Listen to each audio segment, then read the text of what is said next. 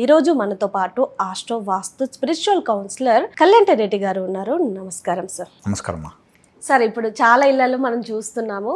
So ఒక well qualified కోడలుగా వాళ్ళ ఇంటికి వెళ్ళినప్పుడు ఆమెని పూర్తిగా జాబ్ మానేసి ఇంట్లో కూర్చోవాలి అని చెప్తున్నారు. ఇంటి పనులకి పరిమితం చేస్తున్నారు. సో వాళ్ళ హస్బెండ్ రోల్ ఎలా ఉండాలంటారు, వాళ్ళ అత్తమామ రోల్ ఎలా ఉండాలంటారు, అసలు ఆమెకి ఎలా సపోర్ట్ చేయాలంటారు? ఇది ఎందుకంటే భలే పాయింట్. ఇది యాక్చువల్గా అవుతున్నాయి ప్రజెంట్గా. ఇక్కడి నుంచి వెళ్ళిన తర్వాత పెళ్ళి కాకముందే ఒక ఫియర్ ఉంటుంది అమ్మాయికి. నేను ఎక్కడికో వెళ్తున్నాను, ఒక 1-2 months 3 months లోపల ఆ అబ్బాయిని చూసేసాం, సెలెక్ట్ చేసుకున్నాం, ఒక చిన్న చూపుకి వెళ్ళి చూసేసాం, ఇంట్లో వీళ్ళు ఎలా ఉన్నారు అలా ఉన్నారని తెలిసేసాం. అది నిజమో ఫేకో తెలీదు. దానివల్ల ఈ అమ్మాయి అటు వెళ్ళిన తర్వాత ఇటు పేరెంట్స్కి చెప్పకుండా ఇబ్బంది పడుతుంటారు.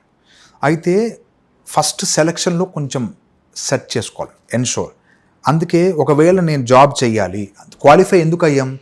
జాబ్ చేయడానికి అయ్యాం. జాబ్ చేయాలి.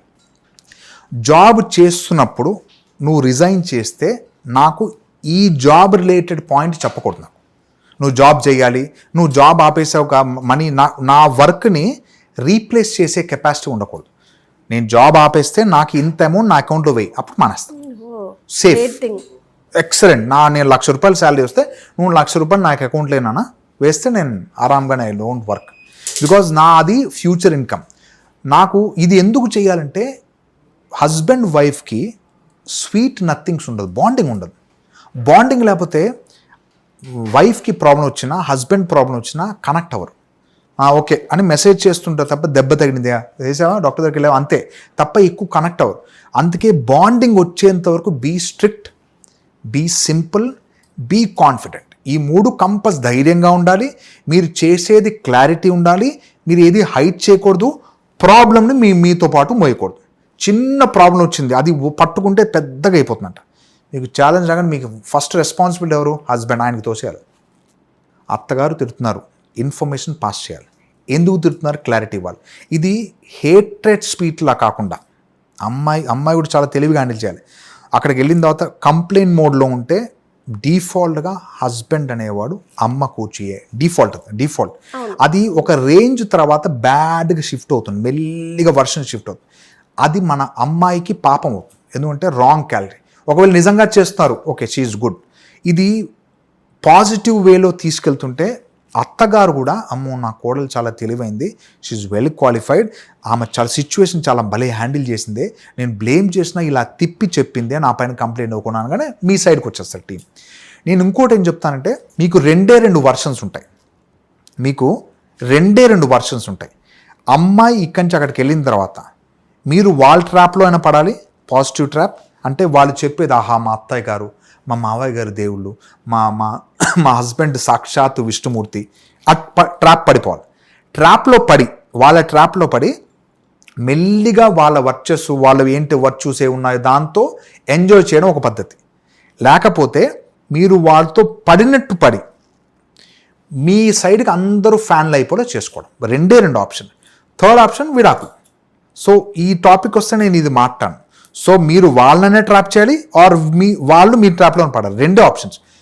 వాళ్ళు మీ ట్రాప్లో పడడానికి టైం పడుతుంది, బికాజ్ మీరేంటో తెలియదు, మీకు మూడ్ ఆఫ్ ఉంటుందో తెలియదు, కోపం వస్తుంది, మీ ప్లాన్ రాంగ్ థాట్ పెట్టుకున్నదో తెలియదు, మీకు ప్రతి ఒక్క మాట ఇంట్లో అమ్మకి మోస్తున్నారో తెలియదు.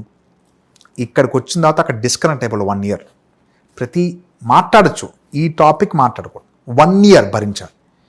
ఎక్స్ట్రీమ్ కండిషన్స్లో ఎస్ యూ కెన్ గో చెప్పచ్చు. ఎక్స్ట్రీమ్ కండిషన్స్ మాట్లాడు, కొట్టేస్తారు, అవి మాట్లాడితే ప్రతి ఒక్క పాయింట్ మోస్తుంటే అవునా మా కోడలు వచ్చారు, మా సోన్స్ అత్తగారు వచ్చారు, ఇంకోళ్ళు ఎవరు వచ్చారు, ఆడపడుచు వచ్చారు, వాళ్ళకి నగలు పెట్టారు, చాలా బాగుంది, నీకు పెట్టలేదా, అయిపోయింది, ఓ సీరియల్ యుద్ధం స్టార్ట్ అవుతుంది. అవేమి మోయకుండా ఎలా ఉన్నావు బాగున్నావు. ఇక్కడ హస్బెండ్ ఎలా ఉన్నాడు ఏం చెప్పకూడదు, సీక్రెట్ అనమాట. ఈ ఇంటి గుట్టు అనమాట, సీక్రెట్. ఎప్పుడు ఫ్యామిలీ రిలేటెడ్ ఎవరికి చెప్పకూడదు. రోగం అనేది జనాలకు చెప్పాలి. ఇక్కడ చిన్న దొరద వచ్చింది, చిన్న కూర్పు వచ్చింది చెప్తే సో డాక్టర్ హెల్ప్ చేస్తారు. ఇంట్లో సీక్రెట్, ఎప్పుడు సీక్రెట్. అత్తయ్య, మావయ్య, హస్బెండ్, all 3 are gods. ఇప్పుడు నీకు షిఫ్ట్ అయిపోయిన తర్వాత, పెళ్ళి అయిపోయిన తర్వాత వాళ్ళకి ఈ అమ్మాయిని అలా చేయకూడదు, ఎంత బాగుంది బాస్ ఈమె, ఇంత వర్చువా, ఇంత కేరింగ్గా, ఇది న్యాచురల్గా రావాలి తప్ప తెప్పించుకుంటే రాదు. అందుకే ఇంట్లో పేరెంటింగ్ కరెక్ట్ ఉంటే ఆటోమేటిక్గా తీసేస్తారు. రెస్పాన్సిబిలిటీ అంటాం. రెస్పాన్సిబిలిటీ తీసుకుంటే కరెక్ట్గా ఉన్న వాళ్ళని క్వశ్చన్ కూడా చేయలేం. అవును చాలా కరెక్ట్ ఉంటారు వాళ్ళు ఖచ్చితంగా. అబ్బా ఇంకా ఆప్షన్ లేదు అక్కడ. టైంకి చేస్తారు, టైంకి వెళ్ళిపోతుంటారు, అన్ని టైంకి చేస్తుంటే బ్లేమ్ చేయడం ఉంటుంది.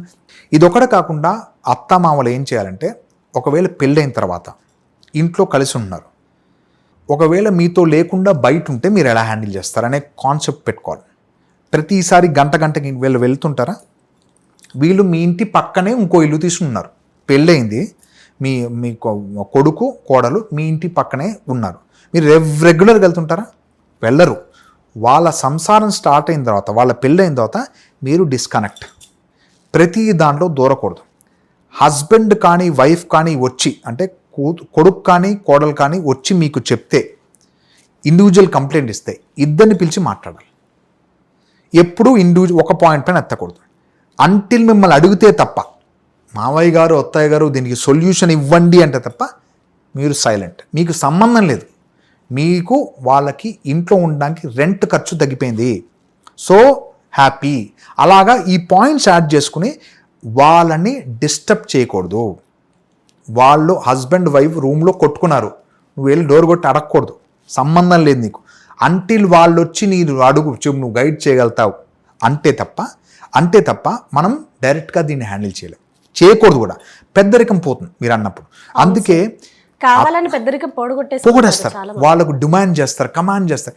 నీకేం కావాలో చెప్పండి. ఒకవేళ కోడలికి చెప్పడం ఎక్కకపోతే మీ కొడుకు చెప్పండి. నువ్వు కోడల్ని చెప్పడానికి టైం తీసుకున్నావు, టేక్ టైం. చాలా మందికి ఆ కోడలికి ఎలా కన్వర్ట్ చేయాలో ఆ పద్ధతి తెలియట్లేదు. అందుకే కొడుకు చెప్పు. నీ కొడుకు చాలా క్లోజ్ కదా, కొడుకు ఎక్స్ప్లెయిన్ చేయి. కొడుకు కోడల త్రూ చెప్తాడు. అండ్ దట్టు ఏదైనా చెప్పడం అనేది ఒక ఆర్ట్. అవును సార్. ఎప్పుడైనా బాగాలేదని డైరెక్ట్ చెప్పద్దు. ఫస్ట్ ఒక మంచి క్వాలిటీ ఫైనల్ స్టేట్మెంట్ చెప్తున్నా, పొగడతా నేర్చుకోండి. ఒక ఆలు కర్రీ చేశారు, పొగడండి. ఏం కొంపలు మునిగిపో, చారు ఎంత బాగా పెట్టావమ్మా అని. దాంట్లో మిరియాలు కూడా పడితే సూపర్. మిరియాలు లేవు దాంట్లో, అంతే. మీకు నచ్చలేదు, మిరియాలు ఉంటే నచ్చుతుంది. మిరియాలు కూడా వేస్తే అద్భుతంగా ఉంటుంది. పొగుడు, ఏం కొంపలే. మీకు ఫ్యాన్ అయిపోతారు. కోడలు కూడా మీకు ఫ్యాన్ అయిపోయి మావయ్య గారికి ఈ ఫుడ్ చేసి పెడితే బాగుంటుంది, బికాజ్ ఫాదర్లీ ఫీలింగ్ వచ్చి చేస్తారు. ఈ క్వాలిటీస్ అండ్ డబుల్ చెక్ చేసుకుని హస్బెండ్ అనేవాడు చాలా తెలివిగా అటు సాటిస్ఫై చేస్తూ ఇటు క్వాలిటీ చేసుకుంటూ ఎక్కడ ఫైట్ అవ్వకుండా హ్యాండిల్ చేసే పర్సన్ అయి తీరాలి తప్ప, వైఫ్ చెప్పగానే ఇటారి చేసి అమ్మ చెప్పడం కంప్లీట్ అవ్వకుండా మిడిల్లో హ్యాండిల్ చేయాలి. ఇది ఇంకో వీడియో చేద్దాం, చాలా అద్భుతంగా ఉంది. అవును సార్. ఇది హస్బెండ్ హ్యాండిలింగ్ కరెక్ట్ లేక అత్త కోడలికి ఎక్కువ ఇబ్బంది అవుతుంది. సో ఇవన్నీ ఫాలో చేస్తే చాలా అద్భుతంగా ఉంటుంది. Thank you.